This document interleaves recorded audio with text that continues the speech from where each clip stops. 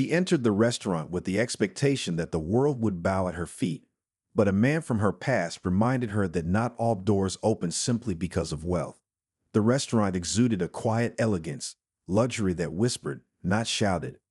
There were no chandeliers dripping with excess or menus gleaming with gold. It was understated, the kind of luxury that only those who truly belonged could recognize. Catherine Langley walked in as though she owned the establishment, and in many ways, she believed she did. If not this restaurant, then certainly others like it. Her heels clicked sharply on the polished floor as she barely acknowledged the hostess, her eyes sweeping the room with practiced calculation, deciding who mattered and who did not. Dressed in a tailored ivory suit, her silk blouse beneath was a deliberate off-white, a shade chosen because pure white was too predictable. Her diamond studs were not oversized, but their clarity was meant to be noticed. She carried herself with the effortless entitlement of someone accustomed to having every need catered to without question. The hostess, a young woman with polite but unreadable eyes, smiled warmly. "Good evening, ma'am. Do you have a reservation?" Catherine barely responded, her tone clipped. "Langley," she said briskly. "Table by the window." The hostess entered the name into the system and nodded, leading Catherine across the dining room. The restaurant was not crowded, but it was far from empty. Soft conversation mingled with the low jazz playing in the background. Couples celebrated anniversaries, businessmen held quiet discussions, and a group of women laughed over cocktails. Catherine slid into her seat with practiced grace, positioning herself so that the light from the window framed her perfectly, a silent acknowledgement that she belonged in places like this. But just as she settled in, a movement in the corner of her eye caught her attention. A waiter was approaching with a menu in hand. She barely glanced at him, but she would soon remember his face. "Good evening, ma'am. My name is Daniel, and I will be taking care of you tonight." His warm voice was natural, effortless, but Catherine barely looked at him. She gave him a quick glance before returning to the menu. "Sparkling water, cold, no lemon," she ordered, flipping a page. "And make sure the glass is not wet from condensation. I hate that." Standing with perfect posture, Daniel nodded slightly. "Of course, ma'am. Would you like to hear our specials tonight?" Catherine sighed, showing her impatience. "Just bring me the list. I do not like when waiters recite them. It takes too long." There was a slight pause, barely noticeable, a fraction of a second. It was the kind of pause that only someone skilled in reading people would catch. It was the moment when professionalism overcomes pride. "Absolutely, ma'am," Daniel replied evenly. He placed a small leather-bound list in front of her and stepped back. Catherine did not thank him. She never did, not for such trivialities. She skimmed the options, tapping a perfectly manicured nail against the table. "The filet, medium rare, no sauce," she decided. "And make sure it is actually medium rare, not bleeding on the plate." She paused, then glanced at him briefly. "I would prefer someone more experienced to handle my order." Her words landed harder than she had intended. Daniel's hands remained relaxed at his sides, his face impassive, but something in the air shifted. A few tables away, a woman sipping her wine became still for just a moment. A man looking at his phone glanced up. A busboy clearing a nearby table slowed his movements, suddenly aware of the tension in the room. Daniel remained composed. "We have a highly trained staff, ma'am. Your meal will be prepared and served to the highest standards." Catherine exhaled sharply, closing the menu. "I would hope so."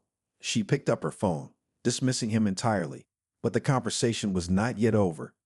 Daniel turned and walked toward the kitchen with measured steps, his expression unreadable. The weight of Catherine's words followed him, hanging in the air like an invisible fall. A man at the bar shifted in his seat, his eyes flicking toward Catherine before quickly turning away. At a corner table, a middle-aged couple exchanged a silent glance, debating whether or not to speak up. Catherine, oblivious to it all, scrolled through her phone with the indifference of someone who has never questioned their place in the world. She did not notice the hushed whispers or the way the energy in the room had subtly shifted. A few minutes later, Daniel returned, placing a pristine glass of chilled sparkling water in front of her. The condensation-free surface was a quiet acknowledgement that he had followed her instructions perfectly. Catherine picked up the glass, took a sip, then set it down with a frown. "This is room temperature." Daniel's voice remained steady. It has been chilled to the restaurant standard, ma'am. She exhaled sharply, shaking her head. Well, your standard is wrong. Bring me another.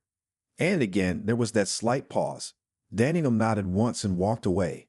At the table closest to hers, an older man leaned toward his wife, whispering something quietly.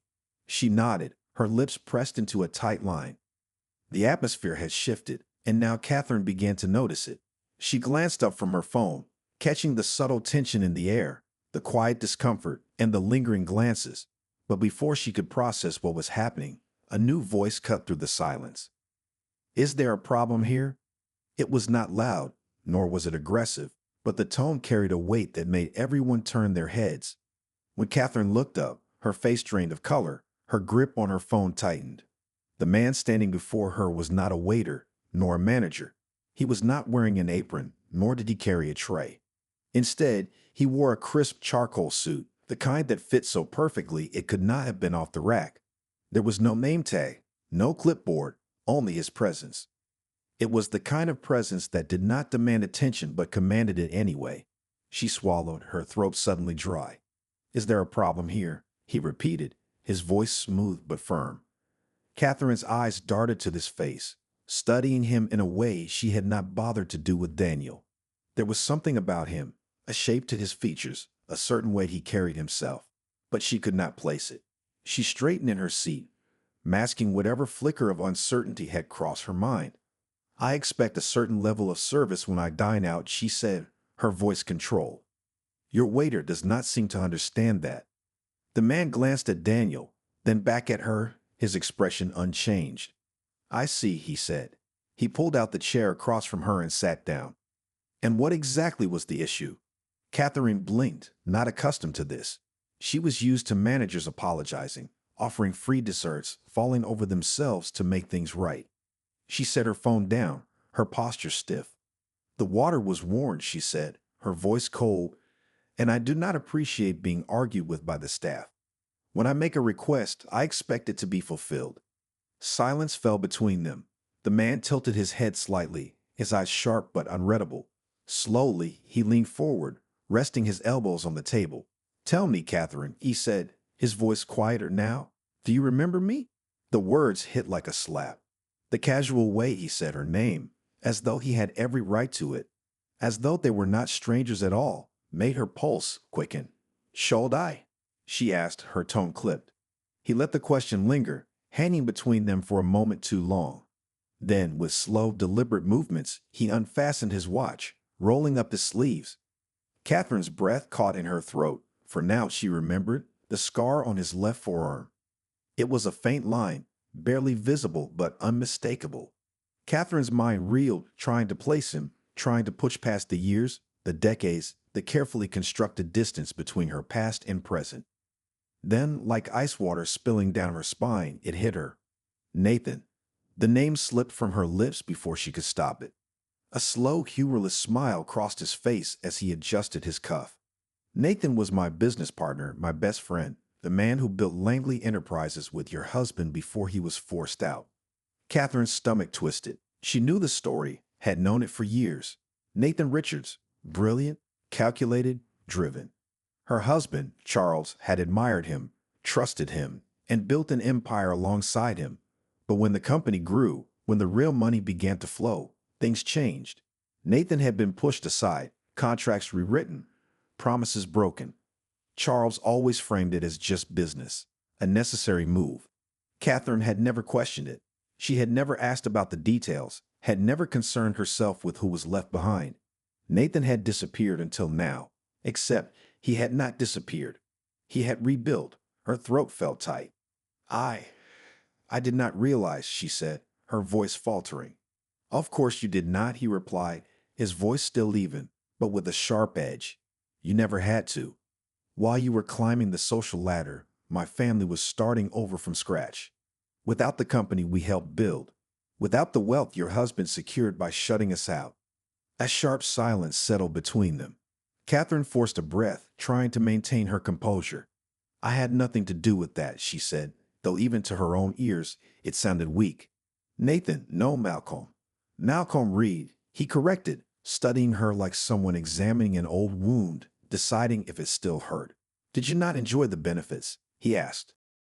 The money, the lifestyle, and did you never wonder where it all came from? Did you never question what happened to the people your husband stepped over to get there? Catherine's jaw clenched. That was not fair. For the first time, a flicker of emotion passed across Malcolm's face, quiet amusement, almost pity. Fair? He shook his head. That is a word people like you only use when the rules do not work in your favor. And for the first time in her life, Catherine Langley had no words. Her fingers curled tightly around the linen napkin in her lap, gripping it as though it could anchor her. She was not accustomed to this, being on the receiving end of scrutiny of judgment. She had spent her life around powerful men, people who dictated the course of events, people who made decisions that affected the lives of others without hesitation. But now, sitting across from Malcolm Reed, she felt something unfamiliar, something she refused to name. I came here for dinner, she said, her voice clipped and controlled. Not for a history lesson. Malcolm exhaled softly, a chuckle beneath his breath. He leaned back in his chair, regarding her with something that was neither anger nor kindness. You think this is about history? He asked, his voice calm. This is not history, Catherine. It is your present. Right now, in this moment, you are exactly who you have always been. The same woman who sits at the top and never questions how she got there. The same woman who looks a man in the eye and decides, in an instant, that he is beneath her. Catherine's lips pressed into a thin line. You are twisting this into something it is not. Am I? Malcolm's eyes met hers, unwavering. Tell me, what exactly made you decide Daniel was not experienced enough? Was it his posture, his service, or was it something else? The accusation hit like a slap. Her pulse quickened, heat crawling up her neck. I do not have to explain myself to you. No, he agreed, nodding slightly. You do not. He paused, then added, but for the first time, someone is asking you to. The words lingered between them, heavier than anything else that had been said. For the first time, Catherine could feel the weight of eyes on her, not just Malcolm's, but the eyes of the entire restaurant, the people who had witnessed everything. For so many years, she had controlled the room, dictated the energy, determined who was worthy of respect and who was not. But tonight, she was not in control. And that realization sank into her chest like a stone.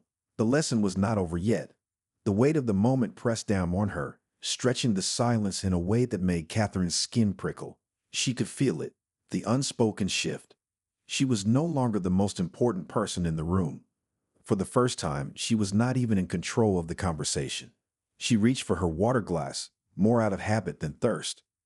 The liquid swirled slightly as she lifted it, her grip a little too tight. She took a sip, forcing herself to hold Malcolm's gaze, as if that might somehow restore the balance of power.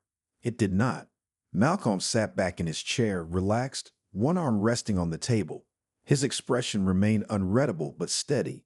He was not rattled, not emotional. He was in control. You are looking for a way out of this, he observed, tilting his head slightly. A way to reset the moment, to pretend it never happened. Catherine exhaled sharply.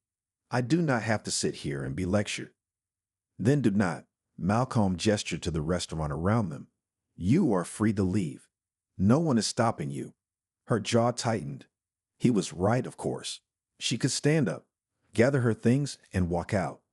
The valet would bring her car, and in 20 minutes, she would be back in her apartment with its floor-to-ceiling windows and perfectly curated life.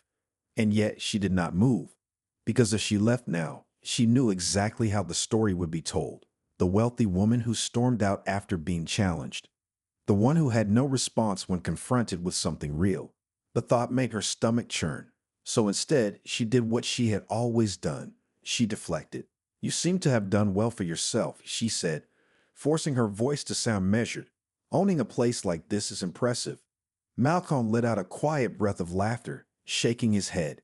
You are still doing it, he said, still trying to reframe things so you do not have to sit in discomfort. Catherine stiffened. But I will give you credit, he continued, his voice even. At least you are still sitting here. That is more than I expected. Her fingers twitched against the napkin in her lap, but she did not respond. For once, she had no words. The air in the restaurant felt heavier now. charged with something unspoken. Catherine was not sure if it was the weight of Malcolm's presence or the realization pressing down on her like an unseen force. For years, she had moved through places like this expecting a certain kind of treatment, a certain level of deference. She had built her world on assumptions about power, wealth, and who mattered. Tonight, those assumptions had been shattered. She exhaled slowly, setting her glass down with deliberate care. "What do you want from me?" she asked, her voice quieter now. Malcolm's expression did not change. "I do not want anything from you, Catherine," he said. He leaned forward slightly. "This is not about me. It never was." She frowned, gripping the edge of the table. "Then what is it about?" Malcolm studied her for a long moment before speaking. "It is about whether, for the first time in your life, you are willing to see yourself the way the rest of the world does." Silence. A slow sinking sensation settled in Catherine's stomach because deep down, she already knew the answer. She had spent a lifetime avoiding mirrors like this, mirrors that did not just reflect what she wanted to see, but what was actually there. And Malcolm, he had just forced her to look. The waiter, Daniel, passed by their table. Catherine glanced at him, really looked at him this time, not as a fixture in the background, not as someone to serve her, but as a person. The realization tasted bitter. Malcolm pushed his chair back and stood, adjusting his sleeve. "Enjoy your meal," he said simply, then turned and walked away, leaving Catherine sitting there alone with her thoughts. She could feel the weight of the moment pressing against her chest, the finality of it, the uncomfortable truth she could not escape. For the first time, she was not sure what to do next. And maybe, just maybe, that was the beginning of something real. Sometimes the most powerful lessons are not the ones we seek out. They are the ones that find us when we least expect them. Catherine walked into that restaurant certain of her place in the world, but by the time she left, she was not so sure anymore. How often do we move through life without questioning the impact of our words, our actions, our assumptions? How many times have we ignored the discomfort of reflection because it is easier to pretend we have nothing to learn? Maybe it is time we all take a moment to look in that mirror. If this story made you think, if it stirred something in you, then share it, talk about it. And if you have not already, hit that subscribe button, because sometimes the hardest truths are the ones that push us toward change.